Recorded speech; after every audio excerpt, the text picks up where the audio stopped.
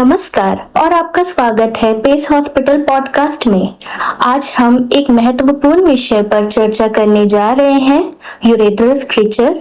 यह एक ऐसी स्थिति है जिसमें मूत्र मार्ग संकरा हो जाता है, जिससे पेशाब के प्रभाव में रुकावट आ सकती है।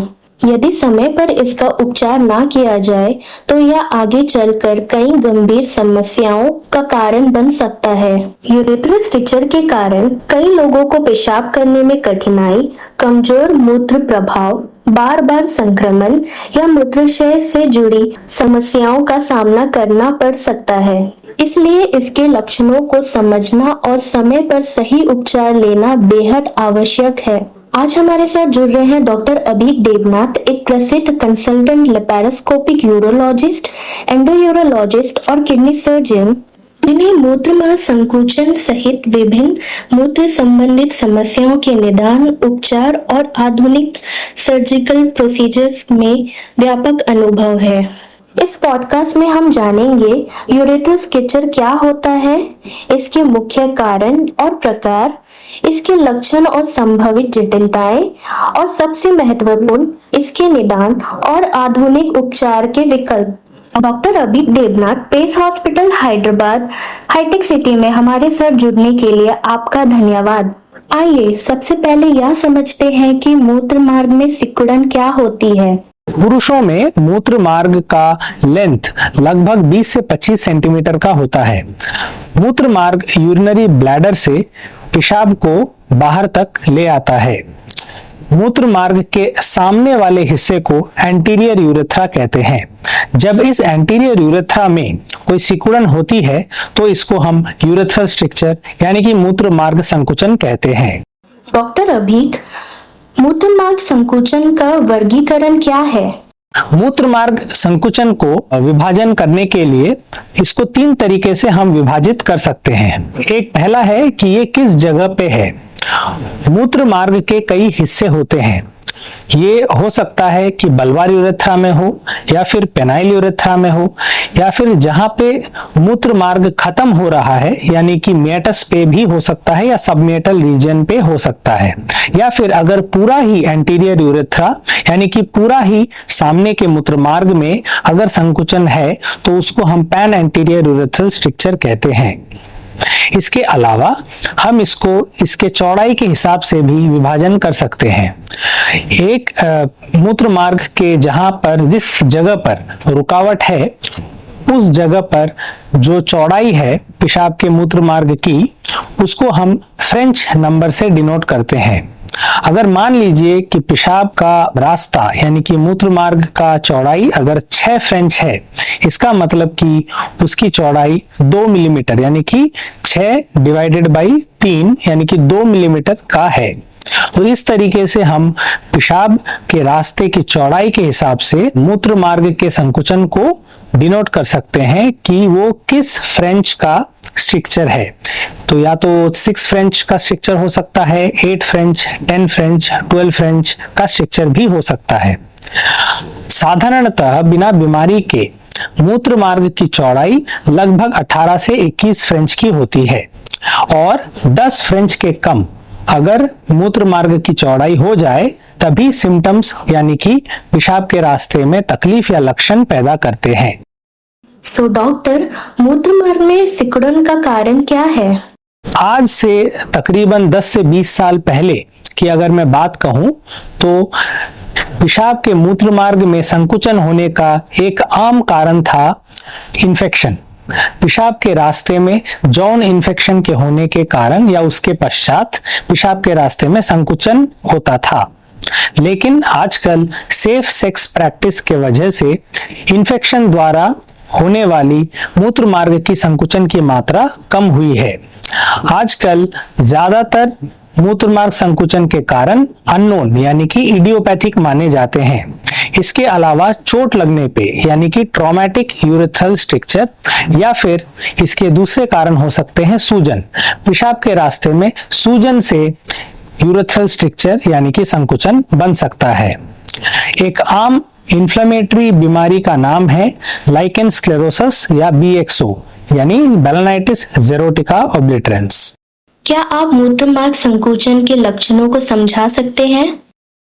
मूत्र मार्ग में संकुचन यानी कि रुकावट या फिर सिकुड़न होने के कारण पेशाब के रास्ते में कई तकलीफें आ सकती हैं, जैसे कि पेशाब के रास्ते जोर लगाना, पेशाब के रास्ते में जलन होना, पेशाब का धार रुक रुक के होना या बहुत ही कमजोर धार से पेशाब होना। इसके अलावा अगर पेशाब के रास्ते इन्फेक्शन हो मूत्रमार्ग संकुचन के वजह से, तो उससे बुखार, बढ़ते हुए पेशाब की जलन और बार बार पेशाब का होना भी हो सकता है। और पेशाब के रास्ते में कभी कभी खून भी आ सकता है, जिसको हिमचूरिया कहते हैं। डॉक्टर अभी मूत्र मार्ग के संकुचन से क्या जटिलताएं उत्पन्न होती हैं? पेशाब के रास्ते में सिकुड़न होने के कारण पेशाब के फ्लो में या फिर पेशाब करने में तकलीफ हो सकती है। और ये तकलीफ अगर काफी दिनों से, काफी महीनों से या फिर काफी सालों से अगर वैसा ही रहे या फिर सिकुड़न अगर समय के साथ बढ़ता रहे, तो जोर लगाने के कारण धीरे धीरे पेशाब का रास्ता पूरी तरीके से रुक भी सकता है। पेशाब का रास्ता पूरी तरह से अगर सिकुड़ जाए तो फिर पूरी तरह से पेशाब रुक सकता है और इसमें फिर यूरिन का पाइप यानी कि कैथेटर डालने का जरूरत पड़ सकता है, जो कि साधारणतः पेट के रास्ते से लगाने का जरूरत पड़ सकता है, जिसको सुप्राप्यूबिक कैथेटराइजेशन कहते हैं। इसके अलावा पेशाब में रुकावट होने के कारण प्रेशर बढ़ सकता है और पेशाब का थैला यानी कि यूरिनरी ब्लैडर धीरे धीरे खराब हो सकता है।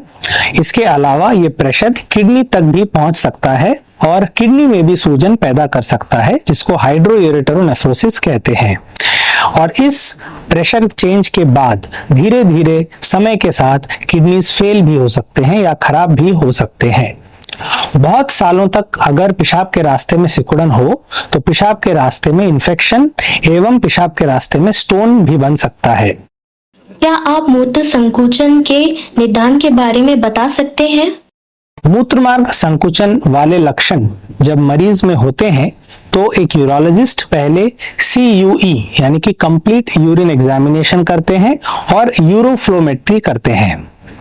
इनसे हमको आइडिया लग जाता है कि पेशाब के रास्ते में संकुचन होने की संभावना है या नहीं। नॉर्मली हम देखते हैं कि यूरिन के टेस्ट में यानी कि पेशाब के टेस्ट में काफी मात्रा में खून या फिर पस सेल्स यानी कि WBCs पाए जाते हैं। इसके अलावा यूरोफ्लोमेट्री में एक प्लेट्यू या बॉक्स शेप्ड फ्लो पैटर्न नजर आता है। इसके बाद स्ट्रक्चर का सही निदान करने के लिए हमको जानना होता है कि कितने स्ट्रक्चर हैं और स्ट्रक्चर की कैलिबर यानी कि इसका चौड़ाई कितना है और कहां से कहां तक स्ट्रक्चर का एक्सटेंट है। उसको पता करने के लिए सटीक तरीके से अगर हम जानना चाहें तो RGU यानी कि रेट्रोग्रेड यूरेथ्रोग्राम नाम का टेस्ट किया जाता है और कभी कभी साथ में सिस्टोस्कोपी करने की आवश्यकता भी पड़ती है, जिसमें एक दूरबीन से यानी कि एक कैमरा से पेशाब के रास्ते में देखा जाता है कि वाकई में स्ट्रक्चर है या नहीं और ये किस जगह पर स्थित है। तो डॉक्टर, मूत्र मार्ग के संकुचन के उपचार के क्या क्या विकल्प हैं? मूत्रमार्ग संकुचन के इलाज जानने से पहले हमको मूत्रमार्ग संकुचन यानी कि स्ट्रक्चर का नेचुरल हिस्ट्री पता होना चाहिए। तो यूजुअली ये स्ट्रक्चर की बीमारी बहुत ही स्लो प्रोग्रेसिंग होती है। ये बहुत ही धीरे धीरे प्रोग्रेस करती है। सालों लगते हैं स्ट्रक्चर को बनने के लिए भी और इसको पूरी तरह से पेशाब के रास्ते में रुकावट पैदा करने के लिए भी। इसीलिए अगर किसी बढ़ते उम्र वाले पुरुष में अगर यूरेथ्रल स्ट्रक्चर है जिसका चौड़ाई बहुत कम नहीं है और अगर सिम्टम्स बहुत ही कम है और पेशाब का फ्लो भी अगर 10 के आसपास है या उससे अधिक है, तो फिर यूरेथ्रल स्ट्रक्चर को ऑब्जर्व यानी कि वॉचफुल वेटिंग पे रखा जा सकता है। दूसरा तरह का इलाज होता है कि हम दूरबीन द्वारा इसका इलाज करें, जिसको बोलते हैं एंडोस्कोपिक ट्रीटमेंट। एंडोस्कोपिक ट्रीटमेंट को DVIU यानी कि डायरेक्ट विजुअल इंटरनल यूरेथ्रोटमी, OIU यानी कि ऑप्टिकल यूरेथ्रल यूरेथ्रोटमी या फिर EIU यानी कि एंडोस्कोपिक इंटरनल यूरेथ्रोटमी भी कहा जाता है। इस प्रोसीजर में एक पेशाब के रास्ते में दूरबीन डालकर पेशाब के रास्ते के रुकावट को देखा जाता है। स्ट्रक्चर को समझने के बाद एक गाइड वायर पास करके यूरेथ्रोटोम लेकर लेजर से या फिर कोल्ड नाइफ से स्ट्रक्चर एरिया को कट किया जाता है, जिससे कि स्ट्रक्चर सेगमेंट चौड़ी हो जाती है और उसकी चौड़ाई नॉर्मल यूरेथ्रा के बराबर हो जाता है। इसके बाद पेशाब के रास्ते में एक कैथेटर डाल दिया जाता है, जो कि 3 से 7 दिन तक रखा जाता है। और कैथेटर निकालने के बाद पेशाब के रास्ते में मरीज को एक पाइप का इस्तेमाल करना होता है, और इस पाइप का इस्तेमाल यूजुअली यूरोलॉजिस्ट हर दिन करने को कहते हैं। कभी कभी हफ्ते में एक बार या महीने में एक बार भी करने का जरूरत पड़ सकता है, जिसको सेल्फ कैलिब्रेशन कहते हैं। तीसरा मोड ऑफ ट्रीटमेंट है यूरेथ्रोप्लास्टी।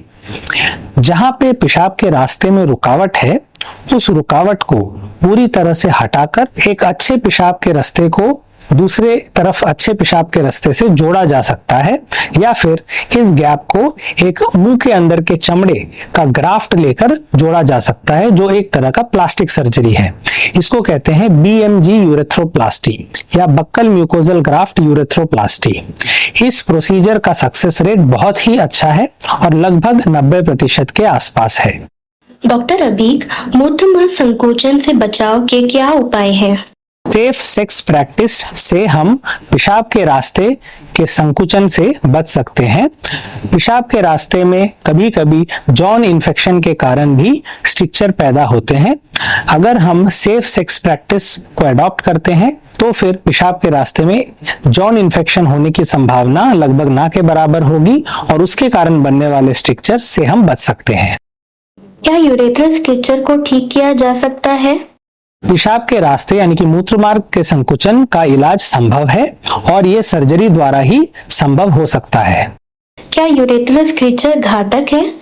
मूत्रमार्ग संकुचन एक बहुत ही स्लो प्रोग्रेसिंग डिजीज है, लेकिन कुछ पेशेंट्स में जिनमें इम्यूनिटी कम है, जैसे कि जो ट्रांसप्लांट पेशेंट्स है या फिर जिनमें डायबिटीज है कई सालों से, या फिर जो अनकंट्रोल्ड डायबिटिक पेशेंट्स है, या फिर जिनमें ऐसी दवाइयां चल रही हैं जिसको इम्यूनोमॉड्यूलेटर्स कहते हैं, जिससे कि इम्यूनिटी कम होती है, ऐसे पेशेंट्स में अगर पेशाब के रास्ते में रुकावट है और उसके कारण अगर इन्फेक्शन होता है तो उस इन्फेक्शन के बढ़ने की संभावना बहुत ज्यादा होती है।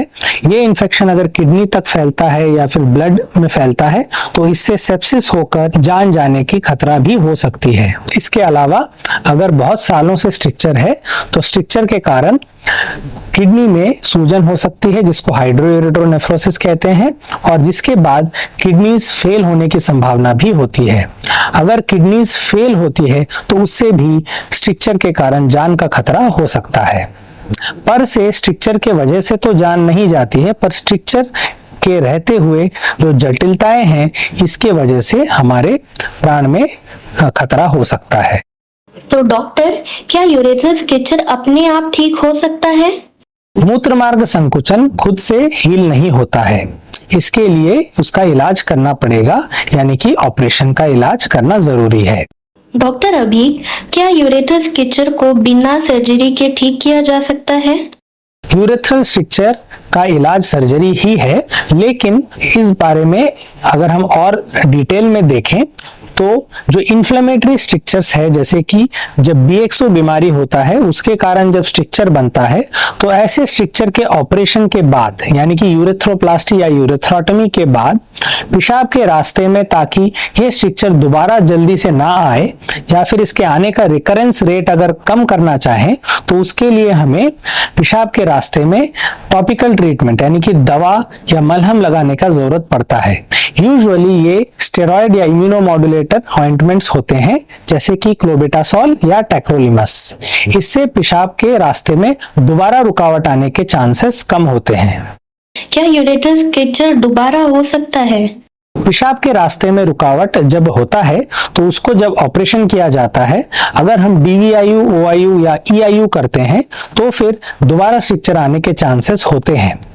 और अगर हम यूरेथ्रोप्लास्टी करते हैं तो दोबारा स्ट्रिक्चर आने के चांसेस काफी कम होते हैं। इसीलिए इसका सक्सेस रेट तकरीबन 90% के आसपास माना जाता है।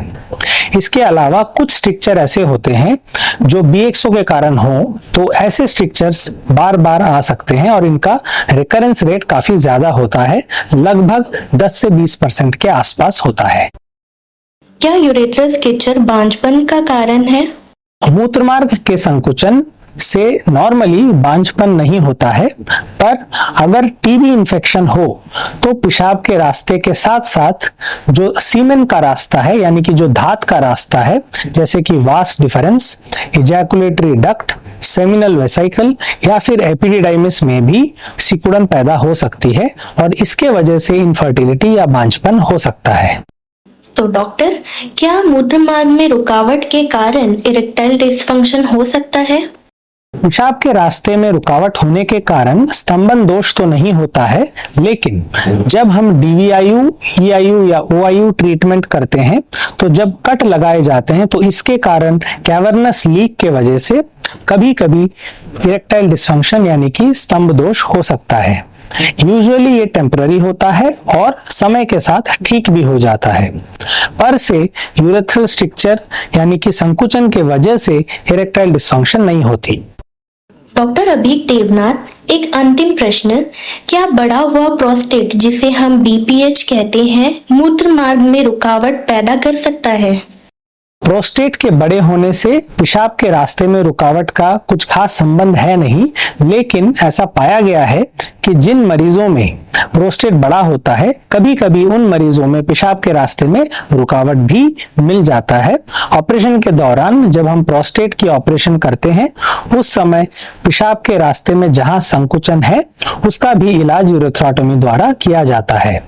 और BPH रिलेटेड जो ट्रीटमेंट्स हैं, स्पेशली जो एंडोस्कोपिक ट्रीटमेंट्स हैं जैसे कि TURP, TUIP, तो इन ट्रीटमेंट्स के चलते भी पेशाब के रास्ते में संकुचन पैदा हो सकता है, जिसको आइट्रोजेनिक यूरेथ्रल स्ट्रिक्चर्स कहते हैं। डॉक्टर अभीक, मूत्रमार्ग के सिकुड़न के संबंधित महत्वपूर्ण जानकारी हमारे श्रोताओं के साथ साझा करने के लिए आपका बहुत बहुत धन्यवाद। हमें उम्मीद है कि यह जानकारी हमारे श्रोताओं के लिए उपयोगी रही होगी।